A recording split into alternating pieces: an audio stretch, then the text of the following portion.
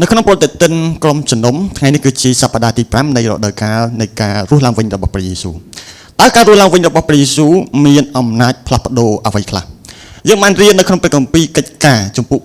9ការរស់ឡើងវិញរបស់ព្រះយេស៊ូវបានផ្លាស់ប្ដូរជីវិតរបស់មនុស្សម្នាក់ដែលអាក្រក់បំផុតសម្លាប់គេបៀតបៀនគេប៉ុន្តែព្រះអង្គបានផ្លាស់ប្ដូរជីវិតរបស់គាត់ឲ្យคล้ายទៅជាមនុស្សម្នាក់ដែលជួយគេមិនគិតពីអាយុជីវិតរបស់ខ្លួនឯងម្នាក់នោះគឺលោកប៉ូលនៅថ្ងៃនេះយើងនឹងបន្តការសិក្សាជាមួយនឹងគ្នាបងប្អូនគ្នាធ្លាប់មានបទពិសោធន៍ដែលត្រូវបានគេមើលងាយដែរឬទេធ្លាប់ទេតើលោកអ្នកមានអារម្មណ៍យ៉ាងដូចម្តេចដែរនៅពេលដែលគេមើលងាយបញ្ហានៃការរើសអើងការប្រកាន់ពូជសាសន៍បានកើតឡើងតាំងពីយូរណាស់មកហើយនៅក្នុងប្រវត្តិសាស្ត្ររបស់មនុស្សជាតិការរើសអើងបានបង្កើតនៅរនាំងបែងចែករវាងក្រុមមនុស្សឲ្យរស់នៅផ្សេងពីគ្នាដែលបានបំបែកក្រុមមនុស្សរស់នៅដាច់ដោយឡែកជាជាងឲ្យពួកគេរស់នៅរួបរวมគ្នាពួកគេចូលចិត្តប្រើពាក្យថាគ្នាយើងគ្នាគេក្រុមខ្ញុំក្រុមគេភូមិខ្ញុំភូមិគេក្រុមជំនុំខ្ញុំក្រុមជំនុំគេជាដំបូងខ្ញុំសូមជម្រាបសួរពុកម៉ែបងប្អូននៅក្នុងក្តីស្រឡាញ់នៃព្រះគ្រីស្ទខ្ញុំឡើងជាដំបូងខ្ញុំនឹងអានព្រះគម្ពីរលោកុបាទជំពូក22ខ1ដល់ខ18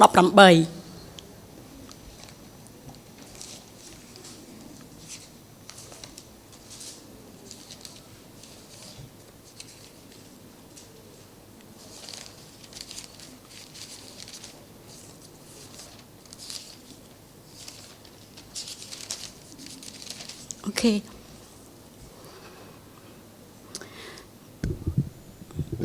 លោកអាប់រ៉ាហាំសុខចិត្តបូជាកូនថ្វាយព្រះអង្គម្ចាស់ក្រោយហេតុការណ៍ទាំងនោះមកព្រះជាអង្គម្ចាស់ក៏លបងលោមើលចិត្តលោកអាប់រ៉ាហាំគឺព្រះអង្គមានព្រះបន្ទូលហៅលោកថាអាប់រ៉ាហាំលោកឆ្លើយថាក្រាបទូលព្រះអង្គម្ចាស់ព្រះជាម្ចាស់មានព្រះបន្ទូលថាចូលយកអ៊ីសាក់កូនរបស់អ្នកមកគឺកូនប្រុសតែមួយដ៏ជាទីស្រឡាញ់របស់អ្នកហើយទៅស្រុកម៉ូរីយ៉ាទៅនៅទីនោះចូលយកវាធ្វើយ៉ាញ់បូជានៅលើភ្នំមួយដែលយើងនឹងបង្ហាញប្រាប់អ្នកលោកអាប់រ៉ាហាំក្រោកពីព្រលឹមចង់កែបលាហើយយកអ្នកបម្រើក្មេងៗពីរនាក់ព្រមទាំងអ៊ីសាក់ជាកូនមកជាមួយលោកក៏បានពុះអស់សម្រាប់យកទៅដុតដង្វាយដែររួចហើយលោកចេញដំណើរឆ្ពោះទៅកន្លែងដែលព្រះជាអង្គម្ចាស់បានប្រាប់លោកលុះដល់ថ្ងៃទី3លោកអាប់រ៉ាហាំងើបមកឡើងឃើញកន្លែងនោះពីចម្ងាយលោកមានប្រសាសន៍ទៅក្មេងបំរើទាំងពីររបស់លោកថាចាំនៅទីនេះជាមួយសត្វលាសិនខ្ញុំនិងកូនខ្ញុំឡើងទៅថ្វាយបង្គំព្រះជាអង្គម្ចាស់នៅលើភ្នំនោះរួចហើយយើងនឹងត្រឡប់មកវិញលោកអាប់រ៉ាហាំយកអស់សម្រាប់ធ្វើយ៉ាញ់បូជាមកឲ្យអ៊ីសាក់ជាកូនលីរីឯលោកវិញលោកកាន់ភ្លើងនិងកាំបិតហើយទាំងឪពុកទាំងកូនដើរទៅជាមួយគ្នាពេលនោះអ៊ីសាក់ហៅលោកអាប់រ៉ាហាំជាឪពុកថាពុកលោកឆ្លើយថាមានការអីកូនអ៊ីសាក់ពោលថាយើងមានភ្លើងមានអុសហើយចោះជាមសម្រាប់ធ្វើយ៉ាញ់បូជានៅឯណាលោកអាប់រ៉ាហាំឆ្លើយថាកូនអើយព្រះជាអង្គម្ចាស់ផ្ទាល់នឹងផ្គត់ផ្គង់ជាមសម្រាប់ធ្វើយ៉ាញ់បូជាបន្ទាប់មកទាំងឪពុកទាំងកូនក៏ដើរទៅមុខជាមួយគ្នាលុះដល់កន្លែងដែលព្រះជាអង្គម្ចាស់បានបង្ហាញប្រាប់លោកអាប់រ៉ាហាំសង់អាសនៈមួយហើយយកអុសមកកោពីលើរួចលោកចង់អ៊ីសាក់ជាកូនយកទៅដាក់ពីលើគំនរអុសនៅលើអាសនៈនោះបន្ទាប់មកលោកអាប់រ៉ាហាំទាញកាំបិតបំរុងនឹងអាកកូនធ្វើយ៉ាញ់បូជាពេលនោះស្រាប់តែទេវតារបស់ព្រះជាអង្គម្ចាស់ហៅលោកពីលើមេឃមកថាអាប់រ៉ាហាំអើយលោកតបថាក្រាបទូលបង្គំក្រាបទូលទេវតាពោលថាកុំប្រហារជីវិតកូនឡើយកុំ កុំធ្វើអ្វីវាឲ្យសោះត្បិតឥឡូវនេះយើងដឹងថាអ្នកពិតជាកោតខ្លាចព្រះជាអង្គម្ចាស់មែនគឺអ្នកពុំបានបដិសេធនឹងប្រគល់កូនដែលអ្នកមានតែមួយនេះមកយើងឡើយលោកអាប់រ៉ាហាំងើបមកឡើងក្រឡេកទៅខាងក្រោយឃើញជាមឈ្មោលមួយជាប់ស្នែងនឹងគុំកំពតឈើលោកអាប់រ៉ាហាំក៏ទៅយកជាមនោះមកហើយធ្វើយ៉ាញ់បូជាជំនួសកូនប្រុសរបស់លោកអាប់រ៉ាហាំដាក់ឈ្មោះកន្លែងនោះថាព្រះអង្គម្ចាស់គុតគង់ហេតុនេះហើយបានជាសពថ្ងៃនេះគេតែងពោលថានៅលើភ្នំរបស់ព្រះអង្គម្ចាស់ទ្រង់នឹងគុតគង់ទេវតារបស់ព្រះអង្គម្ចាស់ហៅលោកអាប់រ៉ាហាំពីលើមេឃមកម្ដងទៀតព្រះអង្គម្ចាស់មានព្រះបន្ទូលថាដោយអ្នកបានធ្វើដូច្នេះគឺអ្នកពុំបានបដិសេធនឹងប្រគល់កូនតែមួយគត់របស់អ្នកមកឲ្យយើងសុំសន្យា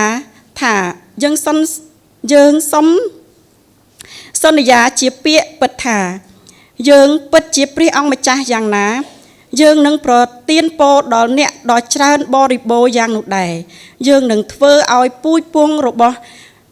អ្នកកើនចំនួនច្រើនឡើងដោយផ្កាយនៅលើមេឃនិងដោយក្របខ្សាច់នៅឆ្នេរសមុទ្រពូជពង្សរបស់អ្នកនឹងគ្រប់គ្រងលើនគររបស់ពួកខ្មាំងសត្រូវប្រជាជាតិទាំងប៉ុន្មាននៅលើផែនដីនឹងពោលថាគេបានទទួលពរតាមរយៈពូជពង្សរបស់អ្នកព្រោះអ្នកបានស្ដាប់បង្គាប់យើងអូខេខ្ញុំនឹងអានទៅព្រះគម្ពីរកិច្ចការ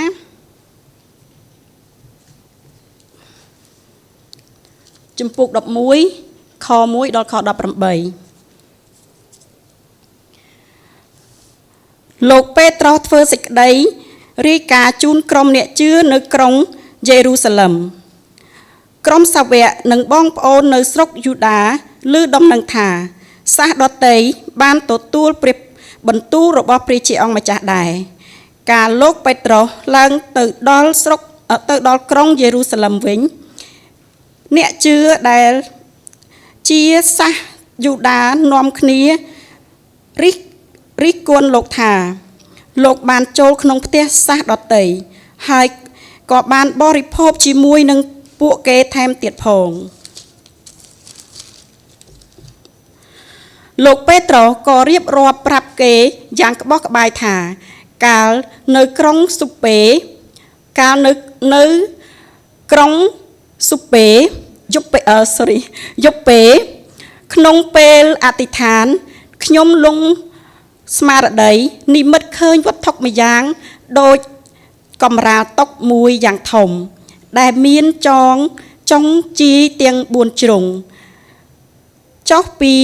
លើមកដល់ខ្ញុំដល់ពេលខ្ញុំពិនិត្យយ៉ាងដិតដល់ទៅខ្ញុំឃើញមានសត្វចតុបាតសត្វព្រៃសត្វល្មូនវានិងបក្សាបក្សីខ្ញុំក៏បានឮព្រះសូរសៀងបញ្ជាមកខ្ញុំថាពេត្រុសអើយចូលសម្លាប់សត្វទាំងនេះបរិភោគទៅប៉ុន្តែ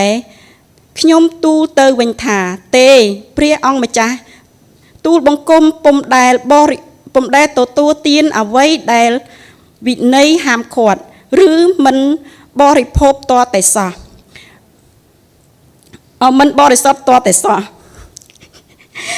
ព្រះសូរសៀងនោះក៏បន្លឺចុះពីលើមេឃមកជាលើកទី2ថាអ្វីដែលព្រះជាអង្គម្ចាស់បានប្រោសឲ្យបរិសុទ្ធហើយចូលកុំចាត់ទុកជាវិន័យហាមឃាត់នោះឡើយហេតុការណ៍នេះបានកើតមានដល់ទៅ3ដងទើបវត្ថុនោះឡើងទៅលើមេឃវិញពេលនោះស្រាប់តែមានបុរស3នាក់ដែលគេចាត់ពីក្រុងសេសារ៉ាមករកខ្ញុំបានមកដល់ផ្ទះដែលយើងស្នាក់នៅព្រះវិញ្ញាណមានព្រះបន្ទូលប្រាប់ខ្ញុំឲ្យចេញដំណើរទៅជាមួយគេកុំរារែកឡើយពេលនោះមានបងប្អូន6នាក់បានជូនដំណើរខ្ញុំទៅដែរ ហើយយើងបានទៅដល់ផ្ទះលោកកូនីលៀសលោកបានរៀបរាប់ប្រាប់យើងថាលោកបានឃើញទេវតាមកជួបលោកនៅក្នុងផ្ទះទាំងពោលថាសូមលោកចាត់មនុស្សឲ្យទៅក្រុងយូប៉េរកម្នាក់ឈ្មោះស៊ីម៉ូនហៅពេត្រុសគាត់នឹងប្រកាសព្រះបន្ទូលដែលផ្ដល់ការសង្គ្រោះឲ្យលោកនិងក្រុមគ្រួសាររបស់លោកទាំងមូលនៅពេលខ្ញុំចាប់ផ្ដើមនិយាយព្រះវិញ្ញាណដ៏វិសុទ្ធក៏យាងចុះមកសន្ធិដ្ឋលើពួកគេដោយព្រះអង្គបានយាងចុះមកសន្ធិដ្ឋលើយើងកាលពីដើមដំបូងនោះដែរពេលនោះខ្ញុំក៏នឹកឃើញព្រះបន្ទូលរបស់ព្រះអង្គម្ចាស់ថាលោកយូហានបានធ្វើពិធីជ្រមុជឲ្យគេក្នុងទឹករីឯអ្នករាល់គ្នាវិញអ្នករាល់គ្នានឹងទទួលពិធីជ្រមុជក្នុងព្រះវិញ្ញាណដ៏វិសុទ្ធប្រសិនបើព្រះជាអង្គម្ចាស់ប្រទានអំណោយទានដល់គេដូចព្រះអង្គប្រទានមកយើងដែលជឿលើព្រះអង្គម្ចាស់យេស៊ូគ្រីស្ទដែលនោះតើរូបខ្ញុំនេះមានអំណាចអ្វីនឹងខាត់ទាំងព្រះជាអង្គម្ចាស់បានខាត់ខៀងព្រះជាអង្គម្ចាស់បានកាលពួកអ្នកជឿបានឮសេចក្តីទាំងនេះគេក៏ធូរចិត្តហើយនាំគ្នាលើកដំកើងសេរីរុងរឿងរបស់ព្រះជាអង្គម្ចាស់ទាំងពោលថាសូម្បីតែសាសដតីក៏ព្រះជាអង្គម្ចាស់ប្រោះប្រទានឲ្យគេកែប្រែចិត្តគំនិតដើម្បីទទួលជីវិតដែរនេះជាព្រះបន្ទូលរបស់ព្រះជាអង្គម្ចាស់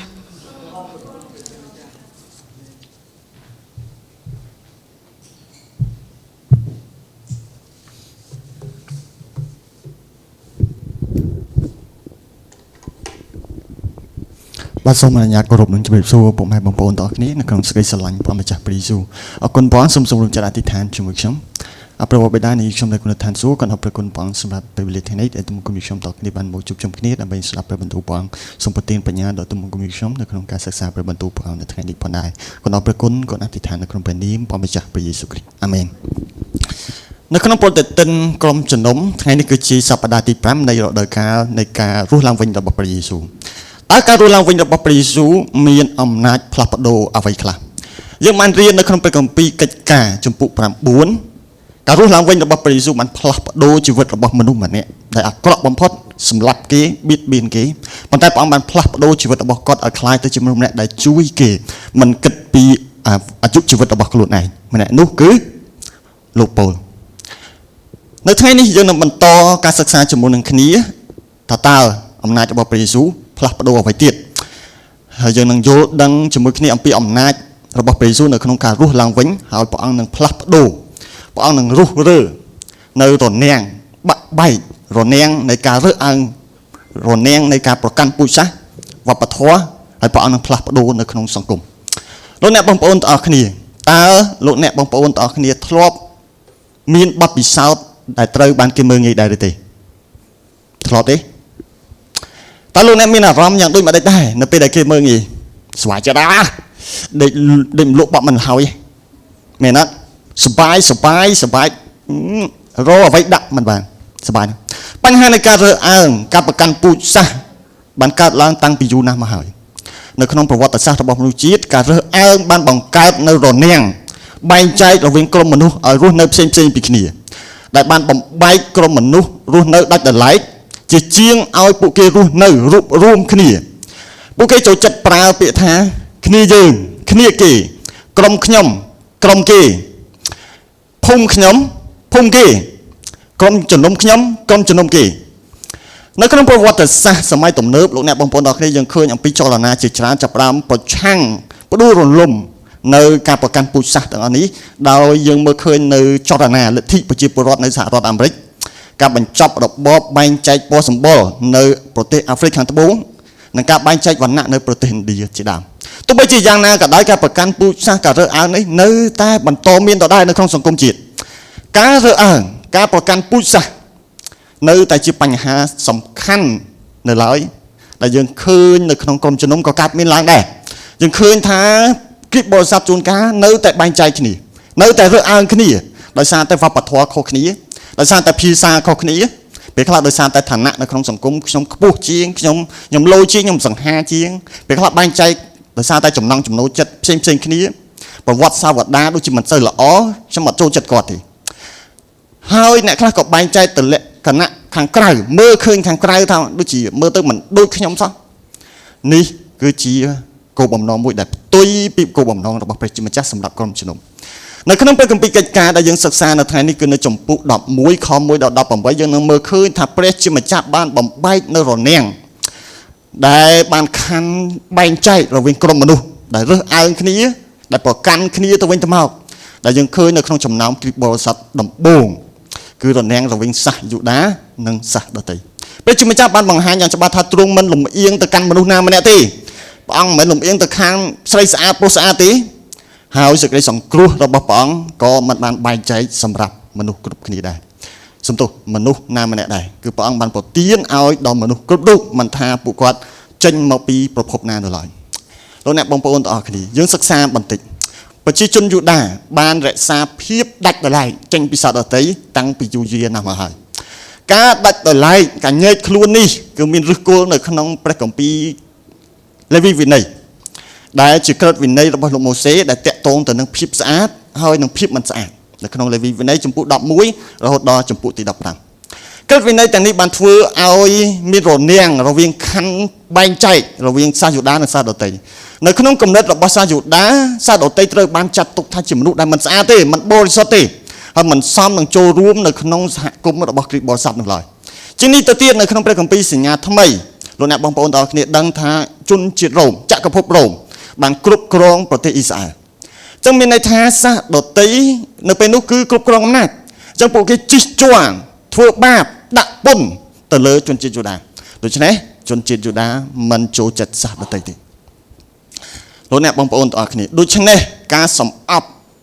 ការបែងចែករវាងសាសដទៃមិនត្រឹមតែមានឫសគល់នៅក្នុងប្រវត្តិសាស្ត្រនៅក្នុងវប្បធម៌ប្រពៃណីទេប៉ុន្តែក៏មាននៅក្នុងគោលនយោបាយនិងការដឹកនាំនៅក្នុងសង្គមផងដែរលោកអ្នកបងប្អូនទាំងអស់គ្នាយើងមើលបន្តទៀតនៅក្នុងព្រះគម្ពីរម៉ាថាយចំពុក28ខ19ដល់ខ20ព្រះយេស៊ូវបានចេញព្រះរាជបញ្ជាមួយទៅកាន់ពួកសិស្សព្រះអង្គបានចេញព្រះរាជបញ្ជាថាចូលចេញទៅនាំមនុស្សគ្រប់ទាំងសាសឲ្យគេធ្វើជាសិស្សរបស់ព្រះអង្គហើយធ្វើបុណ្យជាមួយទឹកគេនៅក្នុងព្រះនាមព្រះបិតាព្រះជាបុត្រានិងព្រះវិញ្ញាណបរិសុទ្ធហើយយើងឃើញនៅក្នុងព្រះគម្ពីរកិច្ចការចំពុក1ខ8ដែរព្រះអង្គមានបន្ទូលថាអ្នករាល់គ្នានឹងធ្វើបន្ទាល់ពីខ្ញុំនៅក្នុងយេរូសាឡិមនៅក្នុងស្រុកយូដាទាំងមូលស្រុកសាមារីហើយរហូតដល់ចុងបំផុតនៃផែនដីយើងមើលឃើញថាព្រះជាម្ចាស់ព្រះអង្គម្ចាស់ព្រះយេស៊ូវបានបង្ហាញនៅកិច្ចការដែលដំណឹងល្អមិនមែនត្រឹមតែសាសយូដាទេប៉ុន្តែគឺរហូតដល់ចុងបំផុតនៃផែនដីប៉ុន្តែយ៉ាងណាមិញបញ្ហារបស់គ្រីស្ទបរិស័ទចំនួនដំបូងជាច្រើននៅតែមាននៅតែលំបាកដូចជាមិនទាន់យល់ច្បាស់អំពីលក្ខណៈជាសកលនៃដំណឹងល្អរបស់ព្រះយេស៊ូវនៅក្នុងកិច្ចការចំពុក8យើងឃើញអំពីដំណឹងល្អនេះចាប់ផ្ដើមរីកសុសសាយទៅកាន់ស្រុកសាមារីហើយប្រជាជនក៏ចាប់ផ្ដើមទទួលដំណឹងល្អរបស់ព្រះជាម្ចាស់ហើយបន្ទាប់មកយើងឃើញនៅក្នុងខ26ដល់40លោកហ្វីលីបបានទៅជួបជាមួយនឹងមនុស្សកំរាវម្នាក់ដែលគាត់ជាមហាថ្លឹកគាត់គឺជាជនជាតិអេត្យូពីនេះជាជំហានដំបូងហើយសំខាន់មែនទែនដែលដំណឹងល្អរបស់ព្រះជាម្ចាស់ចាប់ផ្ដើមឆ្លងទៅកាន់សាសដទៃរហូតមកដល់ចំពុក10ចំពុក11យើងឃើញអំពីព្រឹត្តិការណ៍បាទដ៏សំខាន់ហើយព្រឹត្តិការណ៍ដែលយើងសិក្សានៅថ្ងៃនេះគឺជាផ្នែកមួយដ៏សំខាន់នៅក្នុងប្រវត្តិសាស្ត្រក្រុមជំនុំដើមដែលបន្តពីចំពុក10មកដូច្នេះយើងឃើញអំពីការពិពណ៌នាអំពីការជួបគ្នារវាងលោកពេត្រុសជាមួយនឹងលោកកូនេលៀសដែលជាមេទ័ពរបស់ជនជាតិរ៉ូម៉ាំងគាត់ជាសាសដទៃអញ្ចឹងព្រឹត្តិការណ៍នេះកើតឡើងប្រហែលជា10ឆ្នាំក្រោយពីព្រះយេស៊ូវយាងឡើងទៅឋានសួគ៌ក្នុងពេលនោះក្រុមជំនុំចាប់ផ្ដើមពង្រីកទៅខាងក្រៅតំបន់យេរូសាឡិមប៉ុន្តែសមាជិកក្រុមជំនុំទាំងអស់គឺសុទ្ធតែជនជាតិយូដានៅឡើយដូច្នេះអរគុណព្រះអង្គយើងនឹងសិក្សាជាមួយនឹងគ្នាលោកអ្នកទាំងអស់គ្នានៅក្នុងចំណុចទី1គឺការបំបែករនាំងគំនិតទស្សនៈហើយនិងវប្បធម៌នៅក្នុងខ1ដល់12ហើយទី2យើងនឹងសិក្សាអំពីភាពមិនលំអៀងរបស់ព្រះជាម្ចាស់នៅក្នុងខ13ដល់18លោកអ្នកបងប្អូនទាំងអស់គ្នាយើងនឹងសិក្សានៅក្នុងចំណុចទី1ការបំបែករនាំងគំនិតទស្សនៈហើយនិងវប្បធម៌នៅក្នុងខ1ដល់ខ3យើងមើលឃើញអំពីការចោទប្រកាន់ពីសំណាក់ក្រុមជំនុំនៅក្រុងយេរូសាឡិមស សំណួរសួរថាតើពួកគេចោទប្រកាន់លោកពេត្រុសអំពីអ្វីពួកគាត់កំពុងតែចោទប្រកាន់អំពីអីយើងមើលជាមួយគ្នាអត្ថបទខគម្ពីររបស់យើងក្រុមសាវកនិងបងប្អូននៅស្រុកយូដាឮដំណឹងថាសាសដតីបានទទួលព្រះបន្ទូលរបស់ព្រះជាម្ចាស់ដែរកាលលោកពេត្រុសឡើងទៅដល់ក្រុងយេរូសាឡិមវិញអ្នកជឿដែលជាសាសយូដានាំគ្នារិះគន់លោកថាលោកបានចូលទៅក្នុងផ្ទះសាសដតីហើយក៏បរិភោគជាមួយនឹងពួកគេថែមទៀតផងលោកអ្នកបងប្អូនទាំងអស់គ្នានៅពេលដែលពួកសាវកក្រុមជំនុំចាប់បានផ្សព្វផ្សាយព្រះបន្ទូលដំណឹងល្អទៅកាន់តំបន់ផ្សេងលោកអ្នកបងប្អូនសម័យបន្តិចប្រសិនបើមានអ្នកជឿប្រសិនបើយើងផ្សាយដំណឹងល្អទៅគេជឿហើយត្រឡប់មកវិញលោកអ្នកបងប្អូនតសើគាត់ឬក៏ចោទប្រកាន់គាត់តសើអបអរសាទរអូមានអ្នកជឿព្រះយេស៊ូវមានអ្នកជឿព្រះយេស៊ូវប៉ុន្តែនៅកន្លែងនេះលោកពេត្រុសចេញទៅផ្សាយដំណឹងល្អសាដតីប៉ុន្តែមកវិញបែរទៅជាមានការចោទប្រកាន់ទៅវិញហេតុអីបានជាគេមិនអបអរសាទរអូមានអ្នកជឿព្រះយេស៊ូវមកក្រុមគ្រួសារនោះជឿទាំងអស់ហេតុអីព្រះបន្ទូលបានប្រាប់ថាដោយសារតែលោកពេត្រុសចូលទៅក្នុងផ្ទះសាដតីហើយក៏បានបរិភោគជាមួយពួកគេហេតុអីគ្រាន់តែលោកពេត្រុសចូលទៅក្នុងផ្ទះសាដតីសោះគ្រាន់តែគាត់ចូលទៅហូបបរិភោគអាហារជាមួយគេសោះហេតុអីលោកអ្នកបងប្អូនទាំងអស់គ្នាយើងនឹងមើលអំពីហេតុផលហេតុអីបានគេចោទប្រកាន់គាត់ហេតុផលទី1គឺរនាំងនៃវប្បធម៌និងប្រពៃណីសាសនារបស់ពួកគាត់ច្បាប់របស់លោកម៉ូសេបានធ្វើឲ្យមានការលំបាកទៅដល់សាសយូដានៅក្នុងការប្រស័យតាក់ទងជាមួយនឹងសាសដទៃដែលមានចែងនៅក្នុងព្រះគម្ពីរលេវីវិន័យចំពុក20ខ26ពួកគេប្រកាន់ខ្ជាប់ណាស់ទៅនឹងបញ្ញត្តិទាំងអស់នេះហើយធ្វើឲ្យពួកគេឃ្លាតឆ្ងាយពីសាសដទៃនៅក្នុងចំពុក20ខ26បានចែងថាព្រះជាម្ចាស់ជ្រើសរើសជនជាតិអ៊ីស្រាអែលជារាជរបស់ព្រះអង្គញែកពួកគេចេញពីសាសដទៃអញ្ចឹងពាក្យថាញែកពួកគេចេញពីសាសដទៃនេះដែលធ្វើឲ្យពួកគេចាប់ផ្ដើមញែកខ្លួនចេញពីសាសដទៃអត់ប្រស័យតាក់ទងជាមួយពួកគេទេបាទនេះគឺជារនាំងនៃវប្បធម៌លោកអ្នកបងប្អូនទាំងអស់គ្នាទី2រនាំងអីទៀតច្បាប់អាហារមិញចឹងឃើញអំពីពួកគាត់ចាប់ផ្ដើមប្រឆាំងចោទប្រកាន់លោកពេត្រុសអំពីការចូលទៅក្នុងផ្ទះហើយបន្ទាប់មកបរិភោគបាទអញ្ចឹងបរិភោគគេមានច្បាប់របស់អាហាររបស់គេអញ្ចឹងច្បាប់ស្ដីពីអាហារត្រូវបានកំណត់ពីអ្វីដែលសាសយូដាត្រូវតែបរិភោគបាននិងអ្វីដែលពួកគេមិនបរិភោគដែលមានចែងនៅក្នុងព្រះគម្ពីរលេវីវិន័យចំពុកទី10 11អញ្ចឹងនៅក្នុងចំពុកទី11នេះបានបែងចែកថាសត្វណាខ្លះដែលមិនស្អាតហើយសត្វណាខ្លះដែលមិនស្អាតអញ្ចឹងគេមានច្បាប់បាទគេមានច្បាប់របស់គេមានហេតុផលច្បាស់លាស់គេមានចេះតែចោទប្រកាន់អត់មានហេតុផលនោះទេទី3ជាអ្វីគឺប្រវត្តិសាស្ត្របាទប្រវត្តិសាស្ត្រសាសយូដាត្រូវបានគេគ្រប់គ្រងធ្វើជាទេសកលនិងធ្វើទុកបុកម្នេញដោយចក្រភពផ្សេងដូចជាអេស៊ីបអញ្ចឹងនៅអេស៊ីបជនជាតិយូដាធ្វើជាទេសកលប្រហែលឆ្នាំ400ឆ្នាំមិនមែនធម្មតាទេ4ជំនាន់បាទនៅបាប៊ីឡូនប្រហែលឆ្នាំ70ឆ្នាំហើយឥឡូវនេះគឺចក្រភពរ៉ូមគ្រប់គ្រងវិញម្ដងហើយលោកកូនីលីសជាអ្នកណាជាមេតបរបស់ជនជាតិរ៉ូម៉ាំងទៀត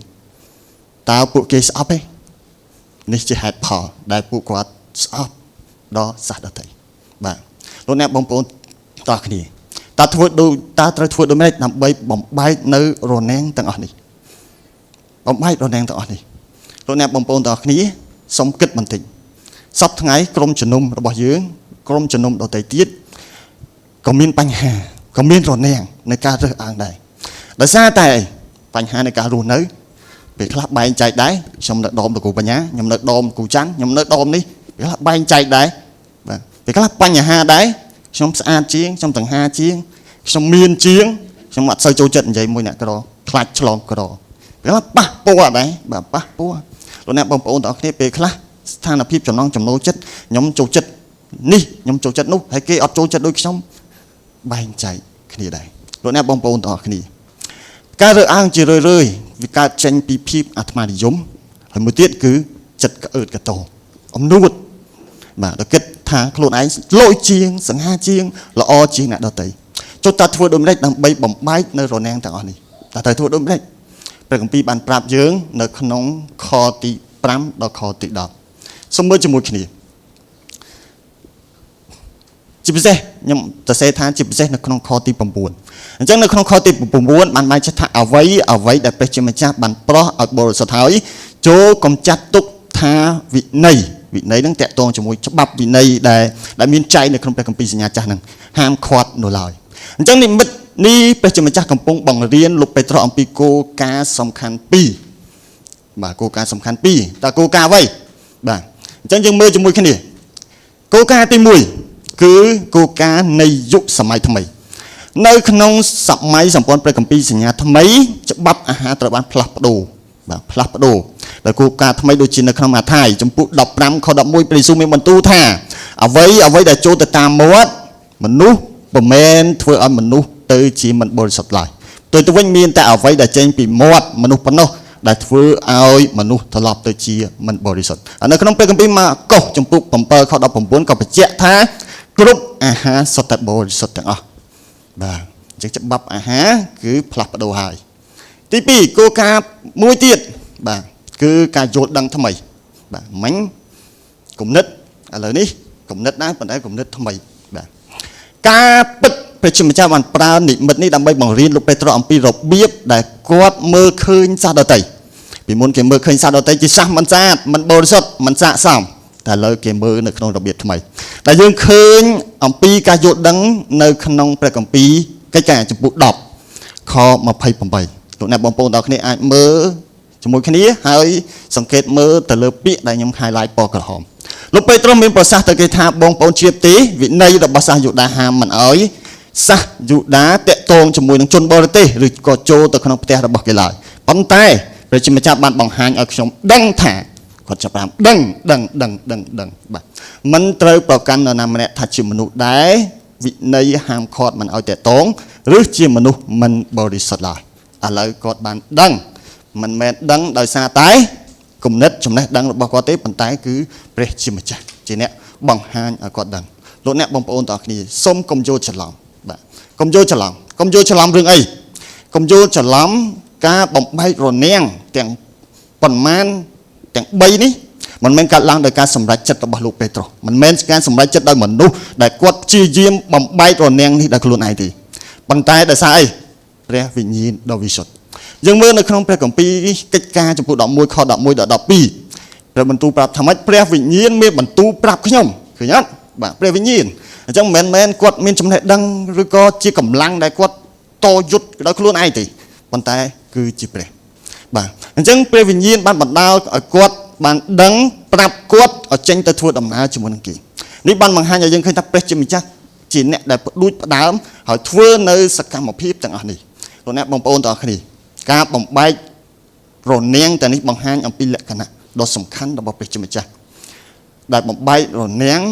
នាំអ្នកជឿទាំងអស់មកក្នុងក្រុមតែមួយហើយយើងឃើញអំពីការបំបែករនាំងនេះក៏បង្ហាញអំពីលក្ខណៈរបស់ព្រះជាម្ចាស់ដែរលក្ខណៈអីទេគឺយើងមើលនៅក្នុងចំណុចធំទី2របស់យើងគឺភាពមិនលំអៀងរបស់ព្រះជាម្ចាស់ភាពមិនលំអៀងរបស់ព្រះជាម្ចាស់គឺការចាក់បង្ហូរព្រះវិញ្ញាណដ៏វិសុទ្ធរបស់ព្រះអង្គទៅលើសាសដទៃដែរចឹងត្រង់ចំណុចនេះមានសេចក្តីសំខាន់2ដែរអ្វីទៀតទៅ2 3ផ្លេចអស់ហើយបាទអញ្ចឹងយើងមើលទី1ព្រះវិញ្ញាណដ៏វិសុទ្ធសន្ធិដ្ឋលើពួកសាសដទៃដូចសាសយូដាដែរបាទអញ្ចឹងព្រឹត្តិការណ៍នេះគឺដូចគ្នាបេះបិទតែម្ដងទៅនឹងបុណ្យថ្ងៃទី50នៅក្នុងកិច្ចការចំពោះ2នេះគឺជាការបញ្ជាក់ថាព្រះជាម្ចាស់ទទួលយកសាសដទៃដូចជាសាសយូដាដែរព្រះអង្គអត់លំអៀងទេបាទព្រះអង្គអត់លំអៀងទេចំណុចទី2